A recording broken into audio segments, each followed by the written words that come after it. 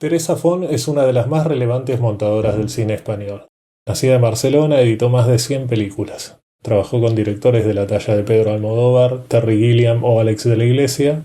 Fue editora de títulos como Dolor y Gloria, Celos, El Día de la Bestia, Jamón Jamón, El Rey Pasmado, Muertos de Risa, La Enfermedad del Domingo y El Hombre que Mató a Don Quijote, entre otras. Obtuvo 2 premios Goya al mejor montaje y en 2022 fue galardonada con la Medalla de Oro al Mérito en las Bellas Artes que otorga el Ministerio de Cultura de España. El 20 de enero de 2024 tuvimos la posibilidad de conversar con ella en Buenos Aires. Gracias a SBC por prestarnos el espacio y a la Asociación Argentina de Editores Audiovisuales, EDA, por hacerlo posible. Somos Lucrecia Caramaña y Guille Gatti. No somos periodistas, sino editores con gran pasión por nuestro trabajo y con ganas de saber más sobre nuestro oficio. Yo tengo una pregunta que no es de montaje precisamente. ¿Se pronuncia la T? No. ¿Es Font? Font. Pero en Madrid pasa lo mismo, no te preocupes. Como es un apellido catalán, cuando quieren pronunciarlo bien, pronuncian la T. Que se agradece mucho, pero no se pronuncia. Teresa Font. Ok. Era una duda que tenía. No pasa nada, no pasa nada. Bueno. Guille, antes de empezar, Dime. que decirles que está muy bien lo de estar entre colegas, estar entre seres extraños y raros como es la gente de montaje, ¿no? Que somos todos una secta, unos trolls. Entonces, muy feliz de estar aquí porque realmente solo entre nosotros sabemos lo que hacemos, ¿no? No lo sabe nadie. El año pasado, en una reunión de la Academia de Hollywood, hubo una montadora que dijo: es que somos trolls en una habitación oscura. Y dije: wow, qué bonita definición, ¿no? Trolls porque somos unos raros, nadie sabe lo que hacemos, en la habitación oscura porque somos invisibles. Pero estamos encantados por ahora. Por ahora. Ya, Está bien, ya igual nos vengaremos. me llama la atención eso, que es global, no es que es algo que nosotros sentimos quizás aquí en Buenos Aires y después decimos, bueno, en otras... Nosotros vemos a la distancia la industria de España y decimos es más grande para nosotros y vemos eso y pensamos que está más reconocido, pero quizás no es tan así. No. Definitivamente. Definitivamente. Es que aunque nos coloquen en los títulos de crédito entre gente muy, muy importante para la película, como dirección de fotografía y el músico, y estamos ahí, luego está ahí montaje, pero el reconocimiento también tiene que ver con la economía, ¿no? Con el sueldo que te pagan, y no tiene nada que ver con los sueldos de nuestros pares, de la gente que está a nuestro nivel. Y luego que los de fuera del cine no sepan lo que es el montaje es muy lícito y además necesario, porque no tienen por qué estar pendientes de los puntos de corte, que es imposible. Pero que dentro de la gente del cine no nos valoren, esto es un poco doloroso, ¿no? Porque es que somos los ojos, somos los oídos, somos esa primera pulsación, esa capacidad de ver y de ir sacando lo que parezca que no, dándole una primera forma a eso, ¿no? Y lo hace el montador y luego ya pueden imaginar la película, ya pueden escribir un guión, ya lo pueden rodar con unos buenos actores, los actores imaginan cómo será, se planifica en rodaje, muchas opciones de montaje, pero la película, como sabéis, ¿no?, adquiere su forma definitiva en la sala de montaje y hay muchas películas posibles y hay un punto de corte que es absolutamente nuestro y que tiene mucho que ver con lo que pasa en la película, ¿no? Esos fotogramas de más, de menos, esa emoción. Entonces a mí me sorprende y me gustó que los de Hollywood estuvieran igual de enfadados, ¿no? Pero bueno, ya me callo, porque esto me pone nerviosa. No, es que no, es un grupo de contención. No, yo quería como empezar a hablar un poco de tu forma de trabajo a lo largo de todos estos años, entre que la forma de trabajar cambió también desde que arrancaste hasta lo que está sucediendo ahora, pero más que nada quiero ir al lugar desde la conexión con el material, esa primera lectura o esto que vos mencionas mucho, que es respirar con los personajes, respirar con la película. El material, sí. Eso es algo que vos vas trabajando sola en un inicio y después esa forma empieza a trabajarse con el director. Sí, es muy importante trabajar solo al principio, porque el material, a mí me da mucho miedo cuando empiezo una película, ¿no? Porque hay mucho material y lo ves todo igual, o sea, excepto cosas muy evidentes, ¿no? Y a veces hay interpretaciones muy evidentes, planos que están muy claros que los vas a usar, pero hay tanto que distinguir lo mejor cada vez es más difícil, ¿no? Y entonces te vas impregnando, vienes de otra película donde se ha utilizado un lenguaje determinado, una forma determinada de combinar los planos con unas duraciones determinadas, y de golpe empiezas una nueva película y tienes que encontrar, reconocer esos planos, ¿no? Es como ir entrando poco a poco e ir decidiendo cuál es la forma, ¿no? que cuentan los planos, ¿no? Porque como son, no solo es un tema de interpretación, sino es encontrar lo que dice Walter March, el lenguaje de esa película, que no... Es verdad esto de que cada película es el aprendizaje de un idioma nuevo, entonces vienes de una donde ya ves claro, porque has trabajado tanto que te conoces, ¿no? Has sacado todas las capas de la cebolla, la reconoces bien, y de golpe empiezas en otra y estás un poco perdido hasta que encuentras ese lenguaje.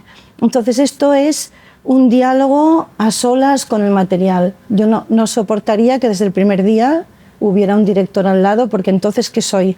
Pues soy las manos de otro que va muy por delante de mí, porque ha rodado la película y en principio va por delante. Entonces si espera que le diga algo, que dé una opinión o que valore, no puedo. Y es esa calidad de la mirada, ¿no? El saber ver, que es muy difícil. Entonces yo al principio voy seleccionando, voy entrando, voy como separando todo lo que creo que me pueda servir, pensando en esa secuencia cuáles son los planos importantes, ¿no? Por esa cosa de que cada plano es contenedor de información, ¿no? Y dice cosas distintas y vas viendo, ya te das cuenta de cómo puede ir la escena, y separo todo lo que creo que me pueda valer y entonces trabajo sobre eso, pero empiezo, porque a veces cuesta mucho empezar. Y si te pones a tomar notas de todo, que hay gente, a mí me desespera, ¿no? Yo veo Walter March y tiene las paredes llenas de notas, digo, pero este señor se pasa meses escribiendo, porque sí, es terrible. Entonces yo prefiero ir como con la intuición por delante, ¿no? Que es la primera vez que ves, te da una impresión. Entonces, según esa impresión, voy separando, voy empezando a trabajar y no me preocupa si no he elegido la mejor opción. ¿Qué va? ¿Qué me importa? Si de todas formas sé que lo voy a cambiar 1000 veces.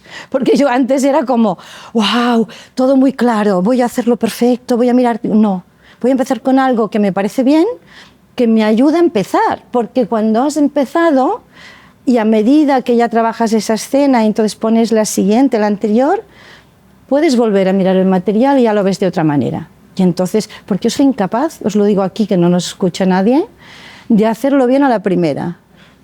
Bien, algo que me parece imposible, porque como el material se va transformando, ¿para qué vamos a preocuparnos? O sea, ¿para qué voy a estar tan preocupada? O sea, yo el único director que realmente me ha preocupado enseñarle un premontaje que estuviera lo mejor posible es Terry Gilliam, por razones X, ¿no? Porque quería que estuviera súper contento, súper seguro.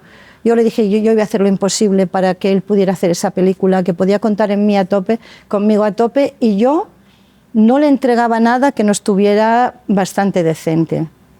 Pero normalmente no me importa incluso que vean algo que yo sé que lo voy a cambiar, porque es que esto es así. ¿Quién está tan seguro de lo que hace a la primera? Yo no. Porque el material se va transformando, lo pegas uno con otro y tal, y pasan cosas, y entonces vuelvo atrás y vuelvo a buscar. Esa es mi forma de trabajar. Entonces, hasta aquí hay como un primer corte de todo, no estoy mínimamente segura de qué película estoy, ¿no? ¿Y tenés conversaciones previas para ya saber más o menos?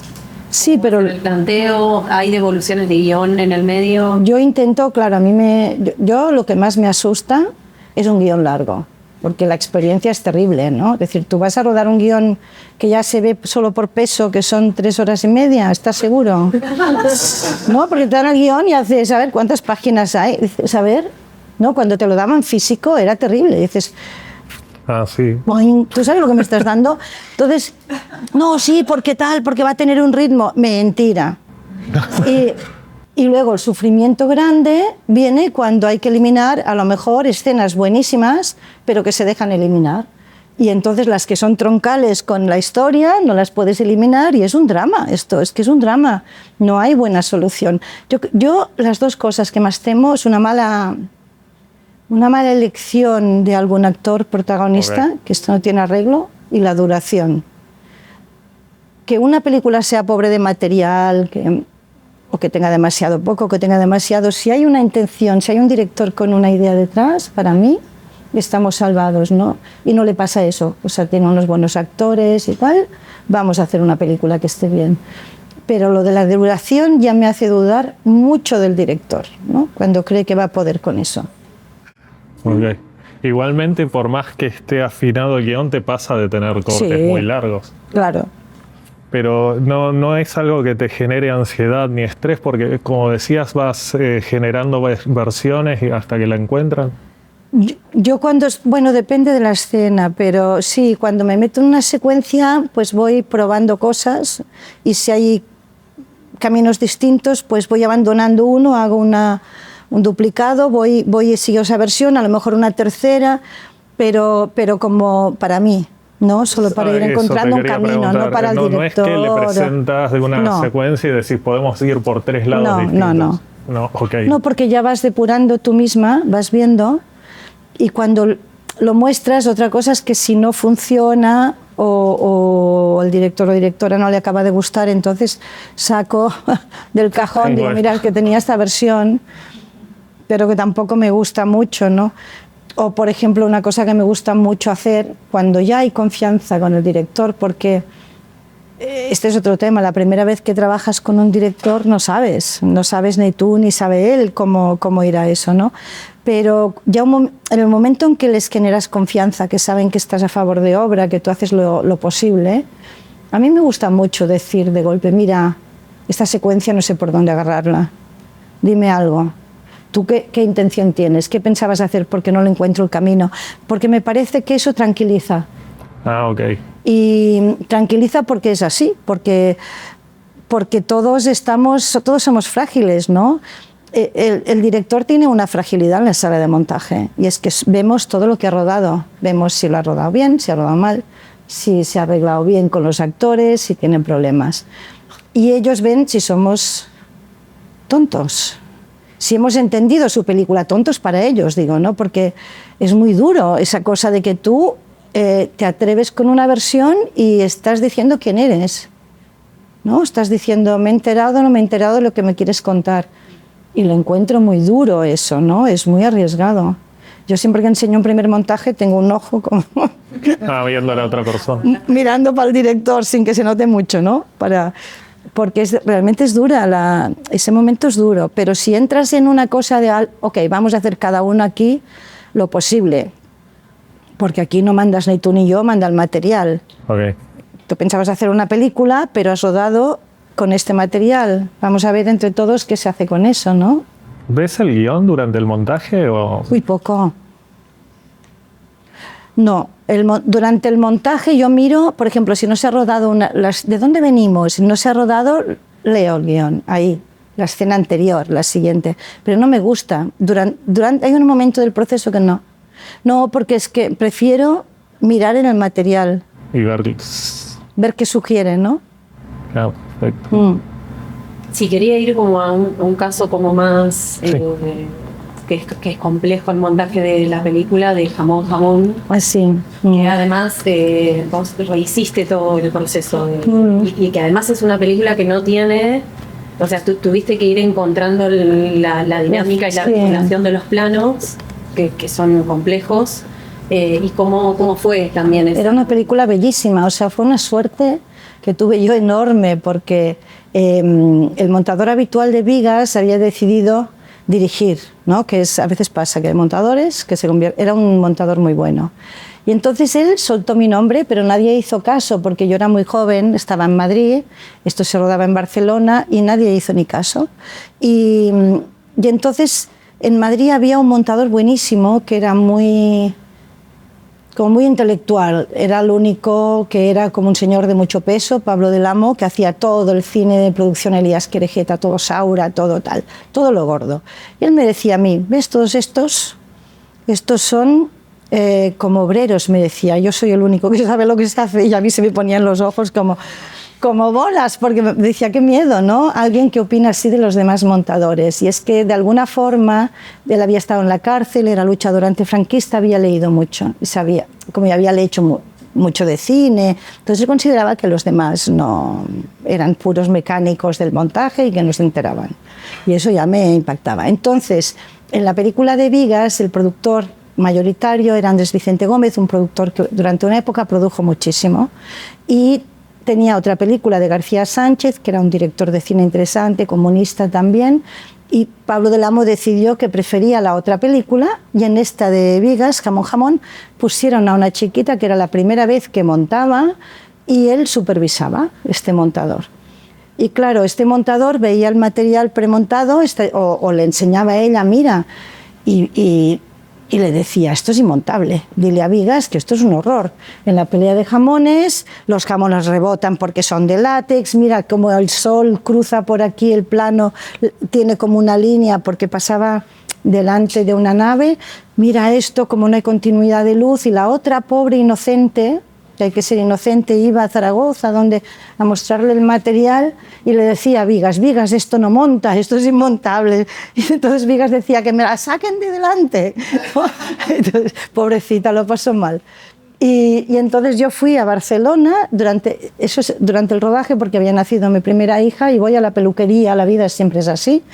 Y el peluquero era el peluquero de Jamón Jamón, y al lado le estaba cortando el pelo al coproductor, y yo estaba sentada al lado, y empecemos a hablar. ¿Qué tal? ¿Y Vigas? ¿Y cómo está? No, pues mira, estoy haciendo Jamón Jamón, qué desastre, no sé qué, tal y cual. Y se ponen a hablar y el productor me dice, Teresa, no me conocía de nada, ¿por qué no vienes mañana al rodaje de Vigas? Y al día siguiente fui al rodaje, y de ahí a Madrid de vuelta, y me contrataron. Y entonces empecé como de cero. Y yo tenía un dato que siempre ha sido muy, muy bueno para mí, es que José Luis Alcaine, el director de fotografía, me dijo, es una película estupenda, lo que pasa es que no la saben ver. Y dije, ostras, seguro, porque Vigas, yo había seguido su cine, entonces era más un pintor, un fotógrafo, un artista de otra manera, pero lo que no le interesaba era el plano contra plano, ni los diálogos de los actores, pero tenía una visión y tenía un estilo. Pero esa idea le funcionaba, pero había una cosa que estaba todo muy suelto, las escenas no estaban como ordenadas, ¿no? Entonces yo lo primero que hice es saber dónde pasa esto, pues le puse orden. Aquí está la fábrica, pues arriba está, aquí Penélope trabajando, arriba está el personaje de Jordi Mollà enseñándole las braguitas, tal. La madre haciendo un concurso de calzoncillos donde está Javier. O sea, yo le iba poniendo un poquito de orden. Y entonces las secuencias montadas son como la 2, la 20, la 8 y tal, y me dejaban hacer, no pasaba nada, ¿no? Claro, él te permitió... Él no venía, él estaba en Barcelona y de golpe ya había acabado el rodaje, llevaba unas semanas y vino un día, vio cómo iba la cosa, eres una crack, que era la primera persona que oí decir esto, eres una crack, y se fue otra vez. Pero él era un señor importante en aquel momento, estaba haciendo mucha publicidad, había hecho mucho cine y tal. Pero me entendí muy bien con él, o sea, cuando venían, yo le decía, Vigas, me contaba lo que llegan los directores y te cuentan, no pude rodar la fiesta anual de la fábrica porque se puso a llover, no me dieron más días, no sé qué, bueno, pues estaba a cachitos, había un orden determinado que era discurso del dueño, comida, fiesta, no sé qué. Pues entonces, como no se podía montar, pues lo unifiqué todo en una sola escena, que empieza con la música, sigue todo como una sola, y eran 3 o 4 escenas, pero la única manera de montarlo. Lo hubiera hecho cualquiera porque el material estaba allí, ¿no? Estamos en donde siempre. Pero como yo era muy jovencita y estaba empezando, y la película fue muy bien, y fue al Festival de Venecia, y le dieron un premio, ¿qué pasó? Que el productor ya me quería para todas sus películas. Estos son como golpes de suerte. Esto era el 93 o así.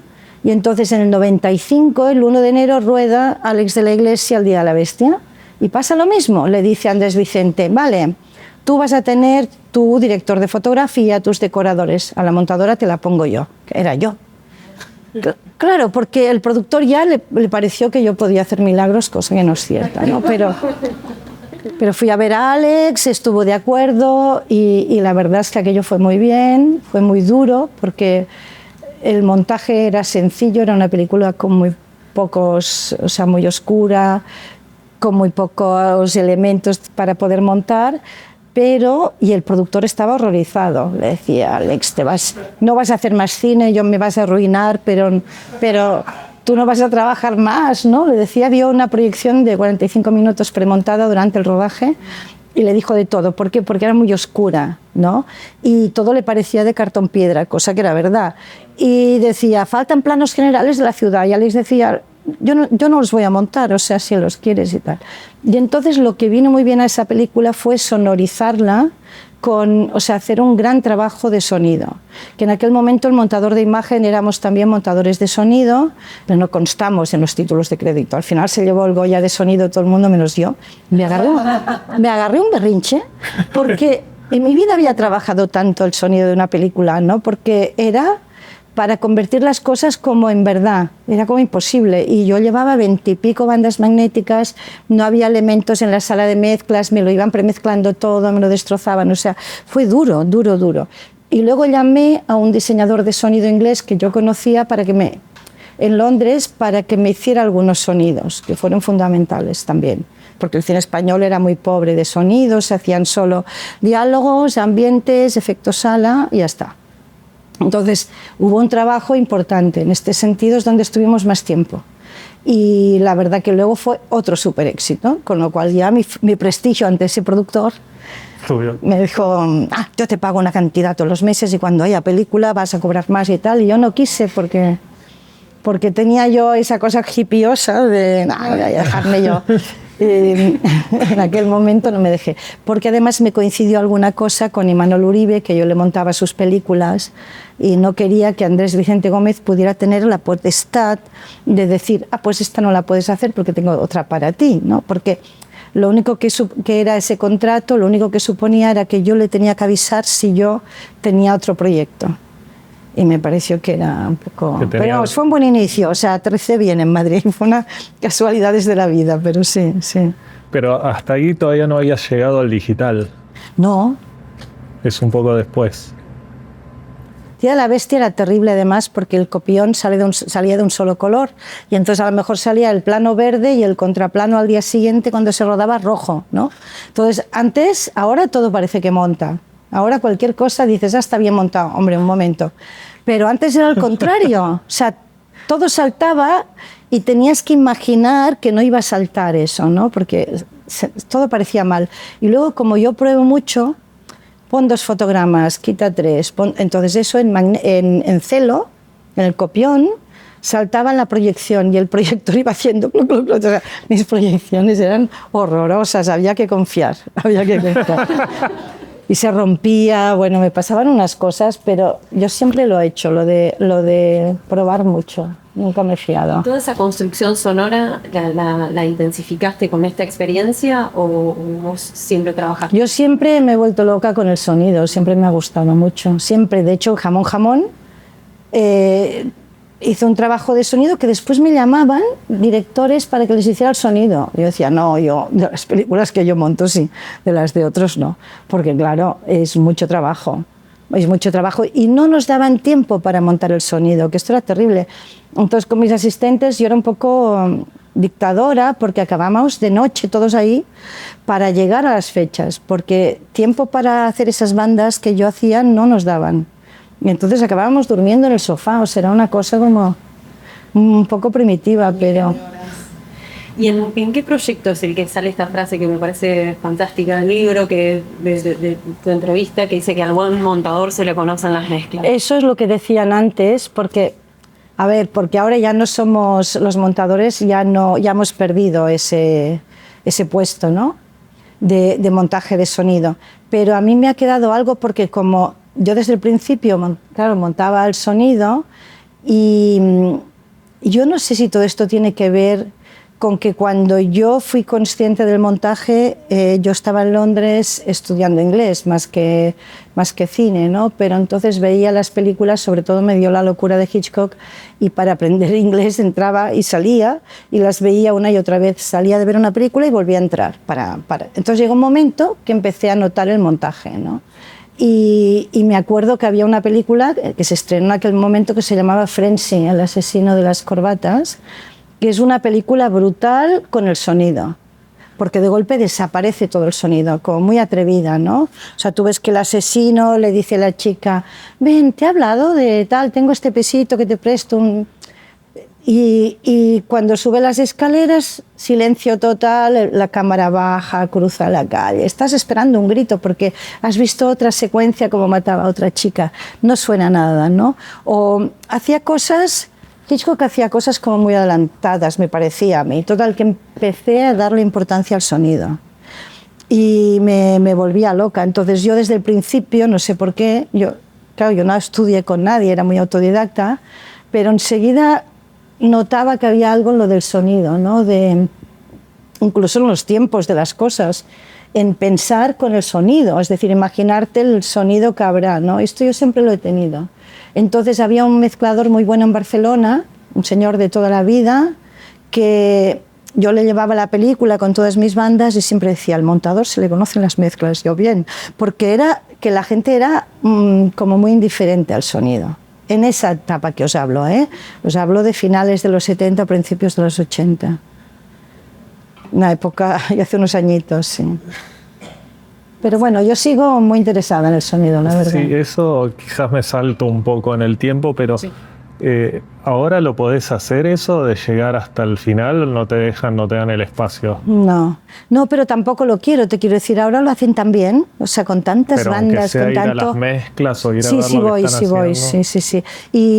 Y sí trabajo, aunque sea con sonidos de referencia, sí me gusta colocar unos sonidos porque me afectan a la medida de los planos o al sentido de las cosas, ¿no? Y pienso mucho, aquí esto sonará así o pasará eso, y lo hablamos con el director.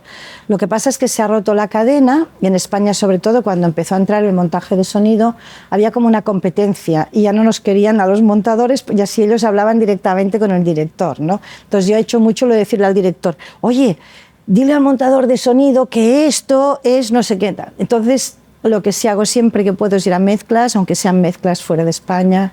Yo voy siempre y si puedo, si me dejan ir, o yo puedo, voy a, digamos, a los controles de los rollos mientras montan sonido. Y en las películas de Almodóvar estoy contratada en el proceso de montaje de sonido y en mezclas. En una película que he hecho hace poco, The Penguin and the Fisherman, estuve contratada y estuve en mezclas. Es decir, es un tema económico. Sí, es una decisión de que estés ahí. Es una decisión, sí. Tomando decisiones sobre el sonido.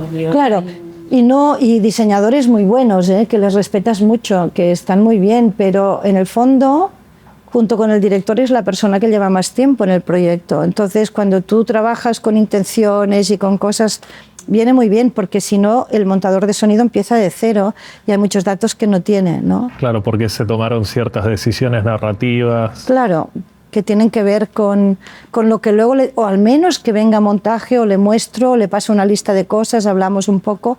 Lo mismo con el músico. Yo, si es posible, me encanta que venga montaje y que hablemos sobre la música, porque siempre puedes, yo siempre lo digo, si hace falta, yo alargo este plano. Es que yo creo que si vais a poner música aquí, vamos a darle un tiempo a este inicio, ¿no? ¿Y esa conversación se da habitualmente? Sí. Bien, ¿hay una conversación? Yo la tengo, pero yo creo que no mucha gente ya. No mucha gente, porque esto está cambiando mucho. A los montadores les hacen terminar y fuera, ¿no? Cuando acaba la imagen desaparecen. Entonces es difícil mantener esta... Pero fuera de España sí es así, ¿no? En París, en Londres. O sea, el montador está todo el tiempo. Están ahí. Es que es impresionante. Sí, estamos más del lado de que se termina el montaje y... Estáis más como nosotros.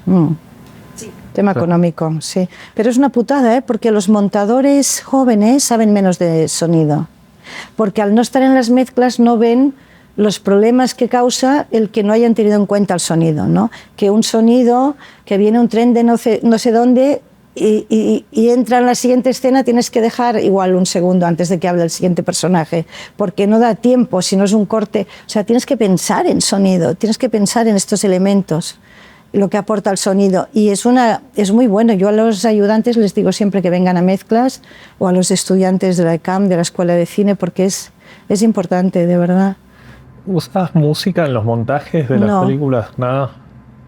Si puedo no usar, no. Cuando hay directores que sufren mucho, les ponemos música de referencia, porque quieren enseñar la película con el lacito, ¿no? Bueno, pero para montar no hace falta. Si trabajas el ritmo, porque la música engaña mucho, te hace pensar que todo está bien. Y no, puede que no. Y puede que no. Yo te quería preguntar, ya que vamos por el lado de los directores y lo has nombrado un par de veces, ¿cómo llegas a trabajar con Almodóvar? Ajá, porque se le murió su montador, que esto es terrible. O sea, pobre Pepe, era buenísimo. Y fíjate que ellos habían empezado juntos, con lo cual Pedro, desde el primer cortometraje, empezaron como a la vez, con los cuales eran dos que no sabían, ¿no? Y crecieron juntos, y Pedro tenía una confianza absoluta en Pepe, pero absoluta. Entonces, cuando murió Pepe, todos pensamos que el asistente se iba a convertir en el montador o la montadora, porque en realidad era la persona que manejaba el hábit, porque Pepe daba instrucciones pero no manejaba. Y pensamos que de forma natural esa persona heredaría esto. Pero la cosa es que cuando murió Pepe le hicimos un homenaje en la academia. De alguna forma hicieron ir a Pedro, que no quería ir porque estaba muy, muy tocado, eran muy amigos. Y él dijo, con lágrimas en los ojos: todo lo que sé lo he aprendido con Pepe. ¿Cómo voy a poder seguir haciendo cine sin Pepe? Lo que cual da la medida de la importancia del montador para él, ¿no? Y yo, bueno, yo no pensé que me fueran a llamar, pero cuando me llamaron yo dije, qué miedo, ni loca, o sea, qué miedo, ¿cómo vas a competir, no? Y fue duro, o sea, yo me lo pensé mucho y al final me animé, como os contaba el otro día, y la verdad que ha pasado una cosa rarísima, que es el director con el que más me entiendo, que no me lo puedo creer esto. O sea, claro, porque yo pensaba, será imposible. Pues hemos conectado de una forma muy tranquilizadora para ambos, porque eso sí que es una lección importante, que es lo importante que es entenderse con tu director. Es fundamental esto, porque si no, es que puede ser un sufrimiento, ¿no? Y Pedro tiene una cosa maravillosa, que como él... a mí lo que más me gusta son los actores, más que la puesta en escena ni nada, lo que más me gusta. Entonces, como él es un loco del trabajo de los actores y les lleva por donde él quiere hasta que consigue la interpretación exacta, pues a mí eso ya me llega unas interpretaciones muy buenas, y en el rodaje él no para hasta tener eso, y le pone notitas a la script diciendo, me ha gustado esta es la toma, me gusta esto de esta otra toma. Ahora, en la puesta en escena Pedro no se mete, o sea, el orden, digamos, la estructura de la secuencia, el orden de planos, el ritmo, cuando se pasa al que escucha, al contraplano, cuando cambia a un amplio, a un corto, eso es mi tema, él no se mete. Y es impresionante, porque un día le dije, Pedro, tengo una duda, empiezo por esta, porque ¿qué te parece? Uy, tú eres la montadora, Digo, qué bueno, qué tío tan bueno, ¿no? Sí, y además que luego no es que no tenga el control total, si algo no le gusta lo dice, pero cómo te deja hacer, ¿no? Y yo me acuerdo en Dolor y Gloria, que en una conversación en el balcón con Antonio Banderas y la que hace de su madre, y estar en una conversación dolorosa, porque él está diciendo, yo no he sido el hijo que tú querías, y la madre aguantando eso, ¿no? Es una situación dura, y pasó lo de siempre, que me venía muy bien como una pausa, un silencio, y utilicé lo que hacemos los montadores, el material de espera así antes de la claqueta o antes de la acción, y se lo puse y tal. Y Pedro se dio cuenta, dijo, qué bueno, no me he equivocado de montadora porque sabes trabajar silencios. Dije, wow, el tío lo ve todo, cualquier cosa que le haces, como se sabe el material de memoria. Entonces, claro, es un placer, porque cualquier cosa que le hagas la reconoce, ¿no? Si le generas una pausa porque hay una mirada que conviene, ¿no? O sea, que dices que lo que añade esto ahora, este silencio, o una reacción rápida, porque a mí me gusta mucho jugar con los tiempos. Y claro, qué agradecido a un director que ve, porque no todos saben ver, ¿eh? Sí, bueno, él tiene esta manera de ir a rodaje desde la escena 1 hasta el final, sí. Y este es su modo de trabajar. Y eso implica que vayas haciéndole... El montaje por orden. Y él vaya viendo también lo que va pasando. O sea, es día 1, escena 1. Sí, Sí excepto que hay alguna cosa rara, por ejemplo, en Dolor y Gloria, como estaba la niña y el niño y Penélope, pues todo lo que era ese pueblo con un mundo rural, eso se hizo pues durante, no sé, 3 o 4 días en ese mundo. Después llega a Madrid y ya va por orden.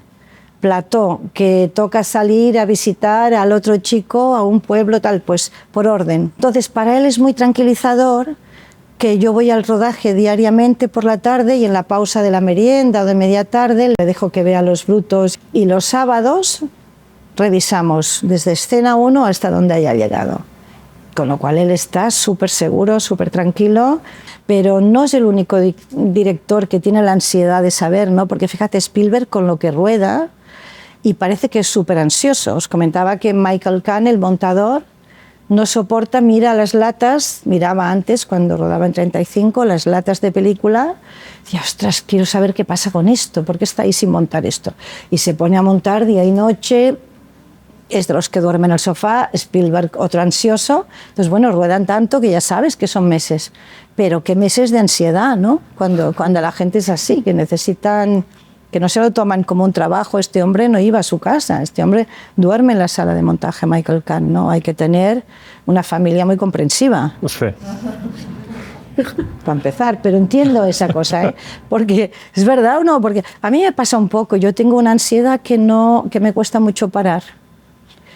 Y es así, yo soy así. Entonces, claro, imagínate si yo hiciera una serie, es que cuando viviría, ¿no? Es que es terrible. Digo, no, yo aguanto el ritmo de una película, una serie debe ser tremendo lo que hacéis, ¿no? 8 horas. Eso está bien. Bueno, para él, además, esto supongo que implica que ya tiene la película ahí. Claro, casi, está así. A la semana de acabar el rodaje ya la tenemos. Tiene un armado que es bastante parecido al resultado final, o después Que ya está. No, ya está. Ok. Pero ya lo tenemos. Luego me han dejado hacer algo que no me había pasado hace mucho, que compuso la música Alberto Iglesias, que es un grande, que a mí me parece que es la persona que mejor entiende a Pedro, que es la persona más imprescindible para él. Es muy genio, Pedro, ¿eh? Es increíble. Cuando habla, tú dices, te lo cuenta tan bien lo que quiere, que es impresionante. Pero eso no quita que en mi trabajo yo tenía un par de fallos, que lo vi clarísimo, y entonces dije, mira, es que Alberto, si yo te alargo este plano o tal, aquí vas a tener un tiempo de entrada de tu música mejor. Alberto es un santo. Y decía, no, yo me arreglo. Digo, ya, tú te arreglas, pero ya verás que es mucho mejor así. ¿Puedo hacer esto? Y todo el mundo, sí, claro. Porque claro, hay que volver, ya habían etalonado, hubo que sacar, claro, dos quick times de 2 bobinas, enviarlas a sonido, al laboratorio para la DL. Nadie protesta en esa casa y eso es maravilloso. O sea, te dejan que tú te quedes contento con tu parte. Yo respeto por tu trabajo. Por el de todos hasta el final. Por el de todos. Y eso que Pedro controla todo. O sea, Pedro tiene un control total. O sea, cuando tú estás ahí, el material te habla sobre él y vas viendo lo que le gusta, sus gustos, y luego que él te dice 4 frases en montaje y son buenísimas, ¿no? Yo estoy ahora súper fan, como podéis ver. Estuve a punto de decirle que no, ¿eh? Estuve, aún triste, pero...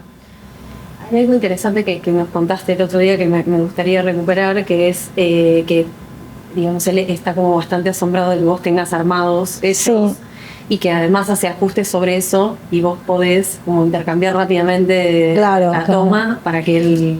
Claro, porque yo desarrollaste como un sistema. Claro, tuve que inventarme un sistema, porque yo lo que no quería era competir con la forma de trabajar con Pepe Salcedo, que trabajaba en el Habit y le mandaban a él pues unos DVDs, él veía los montajes 3 o 4 días después de rodaje y llamaba a su montador, le decía, oye, porque Pedro estaba rodando, esto me gusta, esto no, pero claro, no es lo mismo. Yo me inventé lo de ir con el portátil a las...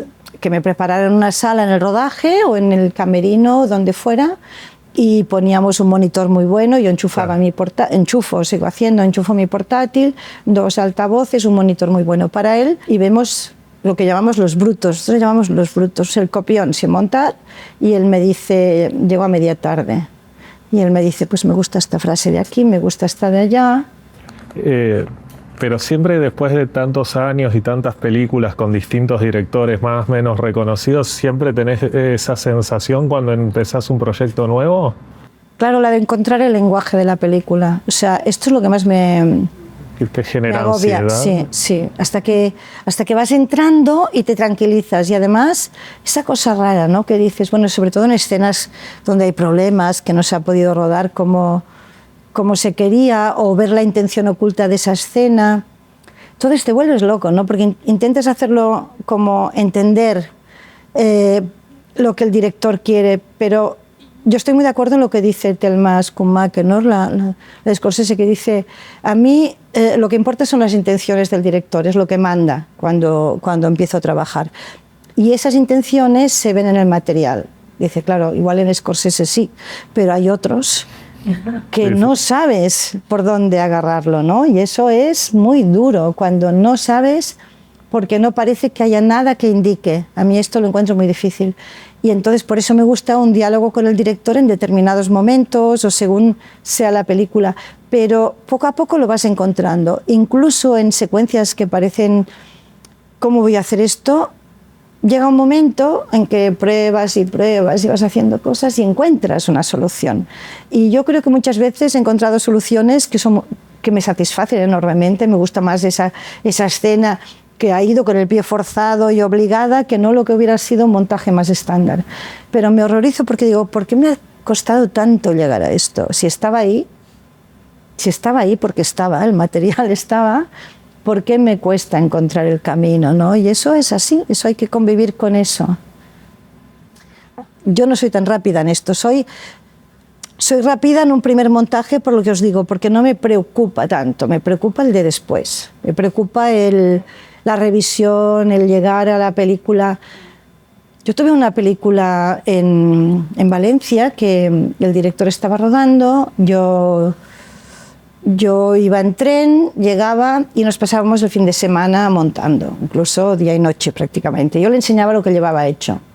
Y él siempre era, no es así, no es así. Bueno, vamos a ver, venga, ¿cómo lo quieres hacer? Vamos a darle una vuelta, ¿cómo sería? Y juntos trabajábamos, elaboramos la secuencia. Cuando yo me iba le había dejado un QuickTime. En el tiempo del tren de Valencia a Madrid ya tenía varios WhatsApps diciendo que era todo al revés, que no estaba bien, que el próximo día íbamos a retomarlo. Y había un problema con este chico, y es que hacía cortos, no largos, digo yo, porque claro, cada secuencia la quería tener súper terminada, quería que pusiéramos músicas de referencia, quería 1000 cosas. Yo le decía, no, vamos a avanzar, esto más o menos está, espérate a que tengamos lo anterior, lo siguiente, lo anterior, lo siguiente, y ya iremos encontrando la película, ya aparecerá, pero ten calma, ¿no? Entonces era imposible, porque él quería sonorizar, hacer todo de ese corto, que era esa secuencia. Entonces yo así no podía trabajar, yo con él no pude, era imposible, ¿no? No lo lograron. Yo hice 1:15 o así, después le dejé trabajando con unos ayudantes en Valencia y de vez en cuando me enviaban cosas, yo iba como afinando eso y supervisando eso, pero sí fue complicado, o sea que hay que pensárselo mucho con cada director, porque este era un director montador realmente, era que quería montar él. Nunca le iba a parecer nada bien. En cambio, con unos ayudantes, tenía uno por la mañana, uno por la tarde, en realidad montaba él. Y yo ya, mi intuición me tenía que haber avisado, que ya me avisó, que yo había visto 2 o 3 cortos suyos y me pareció que el montaje era muy obvio, que duraban los planos más, que todo era súper más de la cuenta, que se notaba mucho. Y de hecho, en alguna de esas pequeñas discusiones, le dije, es que a ti se te nota mucho el montaje, es que no tenemos nada que ver. A mí me gusta tensarlo, que no se note, y a ti te gusta que sea obvio, es que no coincidimos, ¿no? Duro, se pasa mal a veces. Sí, no hay... No hay conexión, porque además, como queremos montar la película del director, es una lucha absurda, pero lo que no podemos permitir es que nos acabamos sintiendo como tontos, ¿no? De que no le pillo, pero es que estás cambiando de criterio todos los días. Si tú vas cambiando, yo no me puedo adaptar así, darte la razón todo el rato, ¿no? Hemos tomado un camino, parecía luego cambias, vale, me adapto, luego cambias, ya no me adapto tanto, y al final te deja desnudo, o sea, te deja ahí. Te hago una pregunta con esto. hablaste de la intuición. ¿Tenés la intuición a veces de que no va a funcionar una película y igual la tomas y te sorprende, o la primera intuición siempre está? No, es que hombre, si ya decides hacer la película es porque crees que puede quedar bien.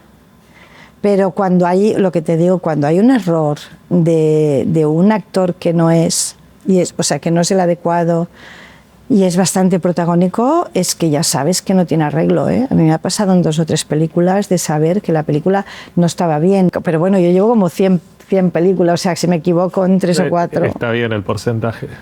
Y en esos momentos, cuando la actuación no está, que ya ves el primer frame y decís, esto no va. Digo, pues muchas veces el montaje puede colaborar.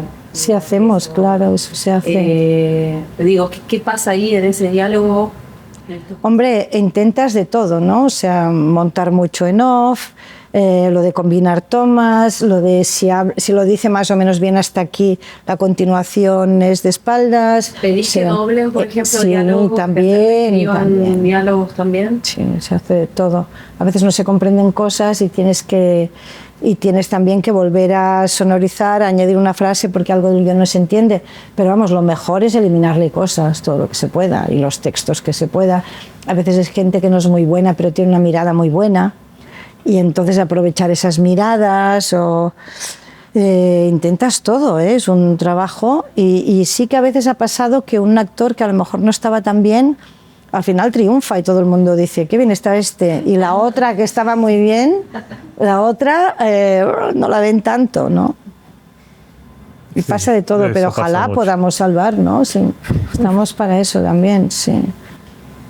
Puedo volver al tema de los directores, así cubrimos por lo menos a los quienes son más famosos aquí, que es como, y es muy llamativo cómo llegas a trabajar con Terry Gilliam. Que sí, ¿verdad? Somos varios fans acá.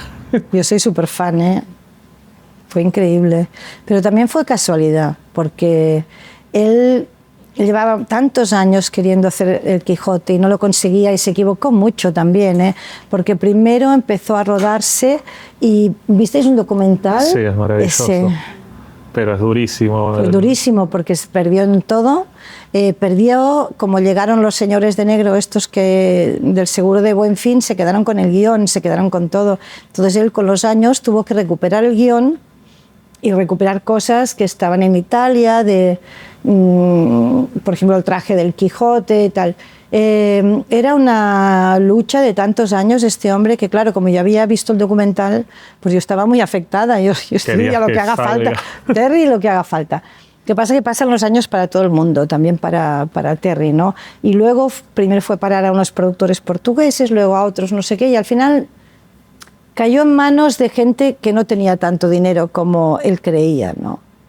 Y la película necesitaba mucho más dinero porque es Terry Gilliam y tiene ideas locas en cada secuencia y cuestan dinero. Y luego el guión era largo, y mira que se veía, ¿eh? Mira que se veía que eso era imposible. Pero lo quisieron rodar así de largo y nadie se atrevía a decirle nada a Terry Gilliam. Pero empezaron a pasar muchas cosas de falta de dinero.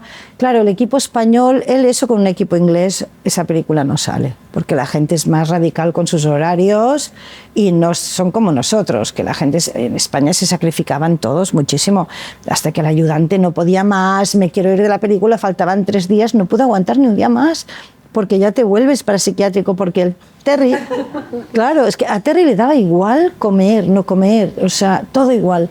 A mí me hizo ir a Fuerteventura para el rodaje del Desierto con los Gigantes, y como era la parte de efectos, ya me diréis, yo nunca he estado en efectos, y él me decía, no, porque iba a estar muy ocupado, tú vienes y te ocupas de los efectos, y yo así, los ojos como... ¿Y esto qué es? Y tal, no, o sea, una cosa horrorosa.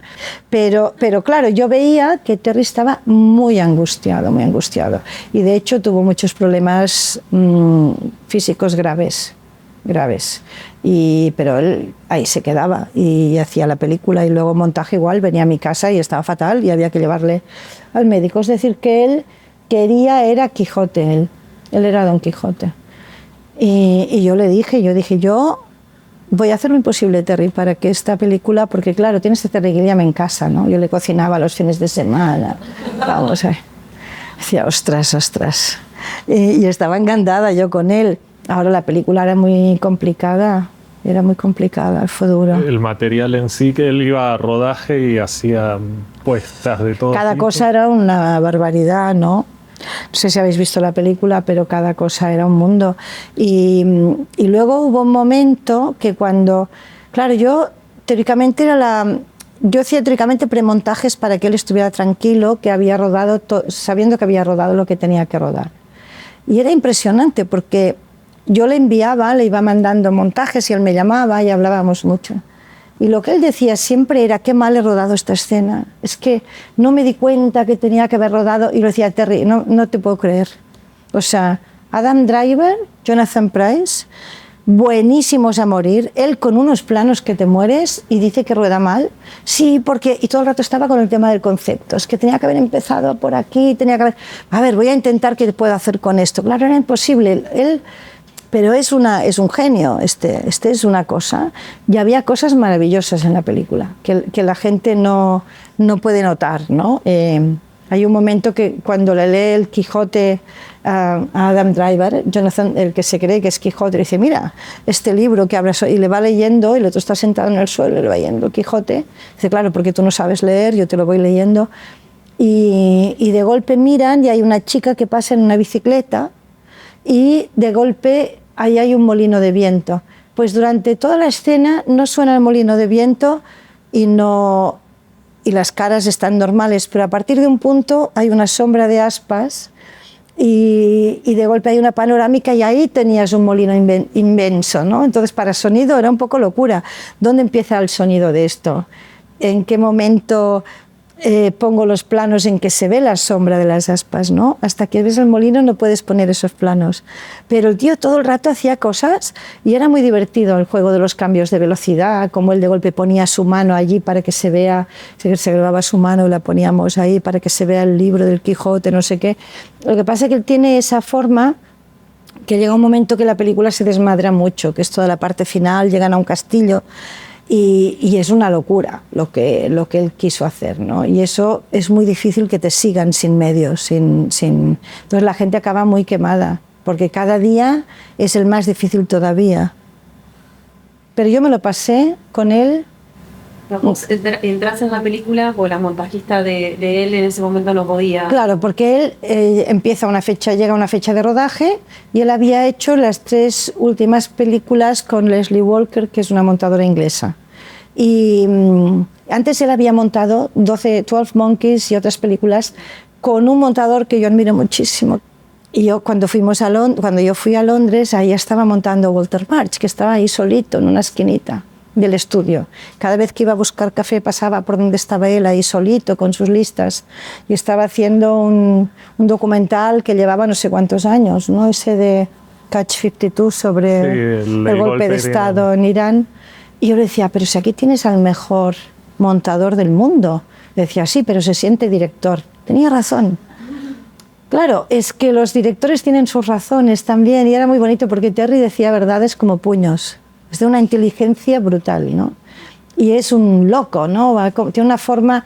Yo fui a mezclas con él y, bueno, yo iba con estos por Bruselas, íbamos a cenar, íbamos al peor sitio porque era el más ruidoso y el que les gustaba. Y yo decía, no podemos estar en un sitio tranquilo después de todo el día en mezclas. No, porque hay una marcha. Y yo decía, Y luego íbamos por la calle y pegaban saltos y se subían a las barreras, a paredes. Yo decía, no puede ser, como a rejas metálicas, digo, acabaremos todos en la cárcel. Y hacían cosas de jóvenes. Y eran maravillosos, porque eran de una lucidez todos que daba gusto, era para quedarse con ellos. Eran maravillosos, sí.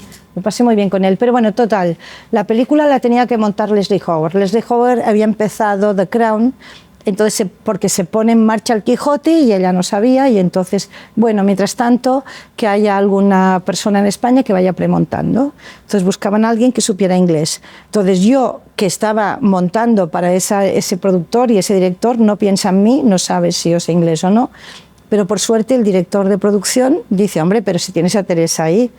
Y entonces me llamaron, me entrevisté con Terry, fue muy bien y me dieron el proyecto. Entonces el problema es que con Terry nos entendimos muy bien y entonces Terry ya me decía, bueno, pues acaba tú aquí la película, luego nos la llevamos y ya vemos. Yo terminé un montaje y había que acortar. Y entonces allí estaba Leslie con un ayudante y al tiempo me escribe Terry, ¿puedes seguir tú pensando en qué se puede acortar? Y yo les iba mandando versiones. Con Leslie, que empezamos muy bien y me escribía y me decía, tú sé intuitiva, haz lo que quieras, y me decía cosas bonitas. Y llegó un momento que ya no me decía nada y yo pensaba, qué raro. Y un día me llama Terry y me dice, vente. Y fui a Londres a una proyección y no estaba Leslie. Y yo pensaba, qué extraño. Y al día siguiente vino a la sala de montaje y estábamos discutiendo. Y yo tenía ese problema de que los montadores a veces nos podemos sentir muy autores por haber trabajado tanto en un proyecto. Entonces con Terry me entendía bien y yo creía que había cosas que estaban muy claras, pero bueno, es más, cuando yo me fui, cuando ellos habían eliminado un bloque, que es donde estaban los españoles, que llegaban a Unín y había unos gitanos. Todo ese bloque se había eliminado y era un bloque que se dejaba eliminar, era que llegaban los caballeros, unos caballeros a caballo, muy Terry Gilliam todo, muy Gillianesco, pero era lo que se dejaba cortar. Y entonces yo esto lo peleé mucho para que se devolviera. En lugar de 23 minutos lo dejé en 11 o 12, lo devolví. Los productores españoles querían que eso estuviera, porque además era donde estaban los actores españoles, Sergi López y que más, Rosy de Palma o tal. Y yo insistí mucho. Y entonces, porque si no la película era como una historia de amor, no sé qué, que perdía algo, ¿no? Perdía algo de Terry. Y bueno, insistí. Cuando mandé eso, Terry lo vio y entonces me escribió y me dijo, lo hemos devuelto. Pero era el último segundo, o sea, ya era que estaba todo. Lo devolvieron, con lo cual, imagina, más agravios contra mí, o sea, que lo hice fatal. Y al final, la película no fue fatal, con lo cual Terry puede decir que es por culpa de haber devuelto una secuencia mía, si quiere, no lo dice porque es buena gente. Pero vaya responsabilidad, sí. Wow. Qué duro. Pero somos amigos, y nos escribimos. Pero yo le quiero mucho, yo le quiero mucho a Terry, es una cosa. Sí, se nota que tienen como una. Sí, le quiero muchísimo, sí. Formada. Tenemos un rato, estaría bueno abrir preguntas. Sí, eso te iba a decir. Sí. No tengo si alguien quiere. Sí, si alguien quiere hacer una pregunta. Yo tengo una. Sí. Quería saber, bueno, la pregunta feminista, la que voy a hacer. Si siendo mujer, en tantos hombres que te ves en tantas películas, si aún tuviste una situación que te hubiera sido un valor, no te hubiera pasado. No, jamás. La única que me ha pasado es que he tenido hijas. Bien. Y eso es así. Entonces, bueno, yo las llevaba al montaje con el capacito y tal. Porque ahora puedes trabajar en casa, eso ha cambiado bastante, pero lo de la conciliación, eso es mentira, eso no se puede. Hace poco lo dijo Carla Simón, digo, la conciliación no existe. Porque a la hora de la verdad acabas tú ocupándote por 1000 razones, o porque ya has de mamar a tu criatura, por lo que sea, hay un tiempo muy duro. Entonces yo no dejé de trabajar, iba con el capacito, con la criatura encima, pero sí es duro, Y sobre todo hay directores muy poco sensibles a esto, y cuando, yo qué sé, me pasaba con Alex, ¿no? Estábamos haciendo Perdita Durango, yo estaba desde las 9 de la mañana y a las 8 de la noche me quería ir y a lo mejor llegaba él con unas pizzas y decía, bueno, nos quedamos esta noche, Y yo, mi niña se encuentra mal hoy, pero es difícil, porque no quieren oír hablar de nada que no sea la película. Eso es así. No sé si os ha pasado o no, ¿no? Y a mí siempre me impresionaba, yo veía a Pepe Salcedo, pues 120 películas, el otro, no sé cuántas en España. Cuando yo llegué a Madrid eran todo montadores, menos una montadora, eran todo montadores y todos tenían de ayudantes a las mujeres, a sus mujeres. Y dices, bueno, queda todo en casa, pero qué barbaridad, ¿no? O sea, podría cambiar un poco el rol alguna vez. Y entonces todos hacían 2 películas a la vez. Pablo del Amo a veces hacía 3, este gran montador que os digo, porque tenía demanda, todo el mundo quería trabajar con él, aunque fuera pocas horas, y estaba allí. Y yo es duro, yo lo he pasado mal. Y de hecho algún director he dejado de trabajar, hemos dejado de trabajar por eso, porque mis hijas eran pequeñas y yo no. no estaba por esa locura, En algún ¿no? momento en la entrevista que leímos, que vos comentás un poco la cuestión esta de no poder desplazarte en otros países. Claro, a mí me pasó. Los montadores, perdón. Yo tuve como oportunidades de montar en París con directores importantes y no pude. Esto es así. Tú es difícil, o tienes una pareja súper comprensiva en esto y aún así es complicado. Pero a mí, yo me he arreglado bien, mis hijas han crecido y ahora hago lo que me da la gana. Aparte de que como esto ha cambiado tanto y ahora podemos montar en cualquier lado, pues yo monto en Lisboa, monto en París, lo que me salió de montar en Canadá, que no pude, pero que no quise, porque... Pero sí, ahora me gusta montar fuera, si puedo, se puede. Geniales. No sé si alguien más tiene... Saber, volver un poco atrás en el tiempo antes de los directores, saber un poco cómo llega el montaje a tu vida de alguna manera, si fue un camino algo. De casualidad. Dame un segundo, porque voy a tener que repetir la pregunta para que salga. Claro, tú habla. Perdón, ¿cómo es? ¿Cómo llegó el montaje a mi vida? ¿Cómo llega el Así. montaje a tu vida? Casualidad, porque yo vivía en un pueblo y muy pequeñito nos trasladamos a otro pueblo y ese pueblo tenía cine y eso fue como un milagro, ¿no? Porque lo que la gente no sabe es que antes los cines de los pueblos eran una ventana al mundo.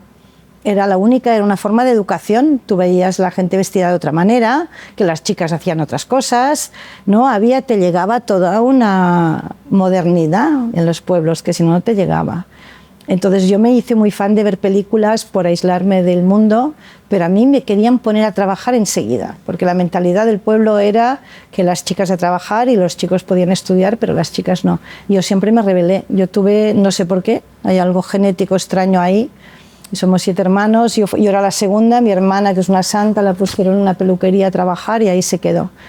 Y a mí a los 8, entre 7 y 8 años, me pusieron a trabajar aprendiz de modista. ¡Ja! Y cada día lo rompía todo. Tiraba todo, no lo rompía, lo tiraba todo. Hasta que me devolvieron al colegio. Entonces ahí había algo, ¿no? Que yo ya me quería, había algo. Entonces, bueno, siempre trabajaba, estudiaba de noche, no sé qué. Y hubo un momento que la gente iba a Londres de au pair y esas cosas, eso entronca con la importancia del inglés en mi vida, ¿no? Entonces yo tenía 15 años y me empecé a decirle a mis padres que si querían que me fuera bien como secretaria y todo esto que ellos creían, que me tenía que ir a Londres a aprender inglés, que eso era importantísimo. Yo podía haber ido a cualquier lado, no sabía dónde estaba Londres ni nada. Yo me fui y conseguí que me autorizaran un pasaporte y ya me cambió la vida, porque no volví al pueblo, volví a Barcelona, volví a irme a Londres, después estudié literatura inglesa, porque ya me agarró mucho el inglés. Y cuando volví a Barcelona, después de Londres, había unos veraneantes en mi pueblo que hacían cine en Super 8 y eso, porque eran niños de la burguesía catalana y les gustaba hacerse con las chicas del pueblo y tal. Y entonces yo tenía como conexión con estos y cuando regresé a Barcelona les llamé y íbamos 3, íbamos 2 chicos y yo a las productoras a decir que queríamos hacer cine. A mí, yo no sabía si quería hacer cine, yo solo sé que en Londres me impactó mucho el cine. Empecé a ver, pues como os digo, todo Hitchcock, todo Kubrick, los que había en ese momento. No me gustaba el cine americano nada. Era la época de Tower Inferno, películas muy llamativas, muy cartón piedra, que no me gustaban nada, pero el cine inglés, el free cinema me gustaba mucho en aquel momento la Nouvelle Vague, que ya había llegado. Y bueno, total, que regreso a Barcelona y me pareció una opción súper buena. Yo empecé trabajando en Barcelona en una clínica, porque yo me tenía que ganar la vida. Cuando me veían a mí, decían, tú eres chica, ¿tú qué quieres ser? ¿Montadora o script? Y yo decía, pues no sé, ¿puedo ver algún rodaje? Y entonces fui a ver como 2 rodajes o 3 y me quedé horrorizada de lo que era todo. Yo dije, montadora. Porque mi carácter era como más del silencio, de la tranquilidad. Yo decía, no, el director para mí, toda esta gente ahí pululando. Y la script tomando nota de todo, ¿esto qué es? ¿Y cuántas horas sin hacer nada? Solo están todos así como medio dormidos, era muy raro el rodaje. Claro, si lo miras con ojos de fuera es muy fuerte, ¿no? Y entonces ya me pusieron de meritoria de un montador. Y yo no sabía nada, era un montador muy bueno. Su señora, para variar, era su asistente, Susanne Lemont, y esa señora, yo numeraba el material a toda velocidad, magnético, imagen, para poder entrar en la sala de montaje y ver cómo montaba. Y cuando yo entraba, ¿puedo entrar?, le decía al montador Ramón Cuadreny, que era muy bueno. Y además trabajaba con los de la Escuela de Barcelona, con los grandes directores del momento. Paraba la moviola y decía, ¡Susana! Y llegaba la señora, dale algo a Teresa que ha terminado. Acabé haciéndoles la compra a esa buena gente. Porque claro, quitando el polvo, haciéndola, todo menos dejarme entrar en la sala de montaje. Entonces, claro, llega un momento que te das cuenta, había un sindicato vertical que tenías que hacer, como eran como 5 de meritorio, 4 de auxiliar, 12 de ayudante, Nunca hice nada de eso porque me di cuenta que no se aprendía. Y además tú ibas a sellar tu contrato en el sindicato vertical y lo había sellado otra persona que no había estado en la película, pero que era amiga de alguien y que sí hacía méritos. O sea que era un mundo bastante oscuro, bastante atroz. Por suerte a mí me pilló el final de eso y enseguida me puse a montar cortometrajes y a hacer como otras cosas, pero sin ningún conocimiento, ¿no? Ninguna, ojalá en una escuela me hubieran hablado de estructura, de ritmo, de cosas que fui aprendiendo. Es interesante porque te pones a montar y no sabes por qué haces ciertas cosas, pero yo tenía una ventaja enorme, que yo volvía a Londres y me compraba todos los libros de montaje que encontraba. Y en los libros veía que contaban lo que a mí me pasaba.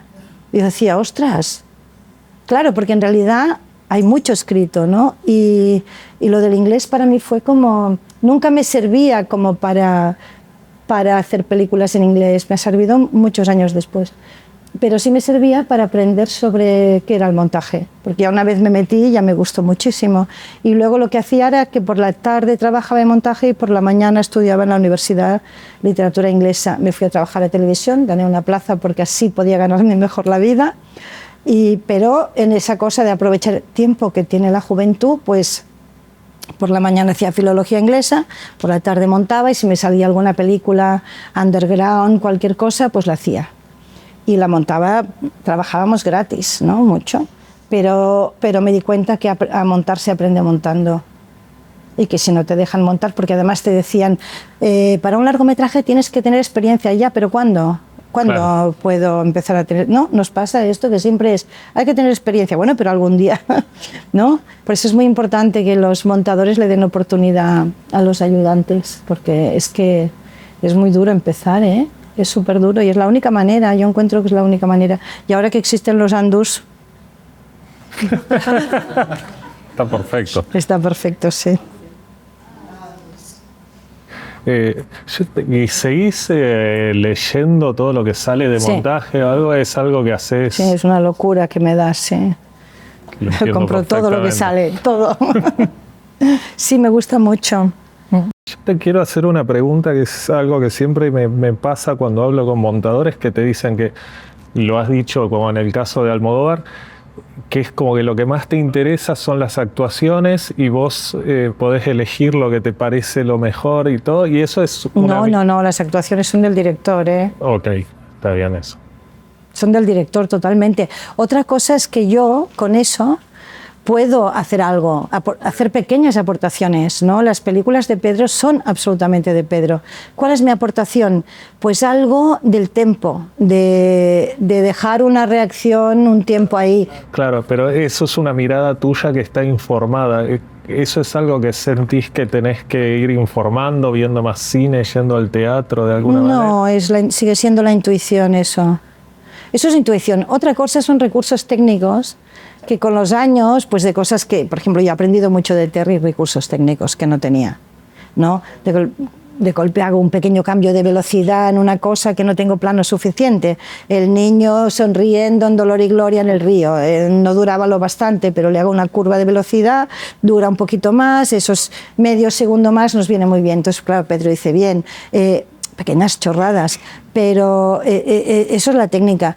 Pero lo que es esa pulsión de saber cuándo tienes que estar en un personaje, en el otro, los tiempos de pausa, cuando acelerar, cuando a mí me gusta mucho el juego de acelerar, de parar, de retener. Eso es muy intuitivo y todos somos igual en esto, me parece a mí. Eso no se puede enseñar. Yo veo que hay gente, veo en la escuela de cine a veces, digo, ostras, no lo ha entendido, no lo va a entender nunca. Y en cambio de golpe ves, ves estudiantes que lo han pillado, ¿no? Y no quiere decir que sean más inteligentes, menos inteligentes. O a lo mejor había uno que sabía tanto de cine, había visto todo, analizaba todo, y pensabas, estupendo, y te enseña sus prácticas y te caes, dices, no puede ser. Porque hay algo de una pulsión que no es fácil, no se puede transmitir. Y fijaos, el otro día le han dado un Oscar a Carol Littleton. Carol Littleton es un Oscar del Governors Awards, no sé qué es esto, que es algo que dan, pero es un Oscar.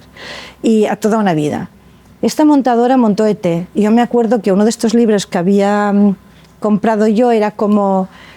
había como distintos oficios que entrevistaban a distinta gente para que vieras qué te podía gustar. No había 2 o 3 de montaje, 2 o 3. Y ella dijo una cosa muy importante que se me quedó grabada.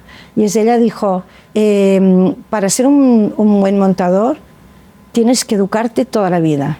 Pues esto decía yo que a mí siempre me ha preocupado la educación, porque ella decía, todo lo que haces en la vida, todo, los libros que has leído, las noticias, tu preocupación por lo que pasa en el mundo, la música que escuchas, tus amigos, la psicología que tú tengas de cómo tratar a la gente, todo esto te ayuda a montar, todo, porque montamos con eso. ¿Cómo sabes cuándo cambiar de plano? Porque tú estás metido en un personaje y en el otro, lo que le pasa a este, pero notas que el otro... No, que tiene que reaccionar porque le vas a dar al otro ahora esta oportunidad, porque tú estás en uno, en el otro y para colmo estás en el público, sabiendo lo que le das, lo que no le quieres dar. O sea, es como muy...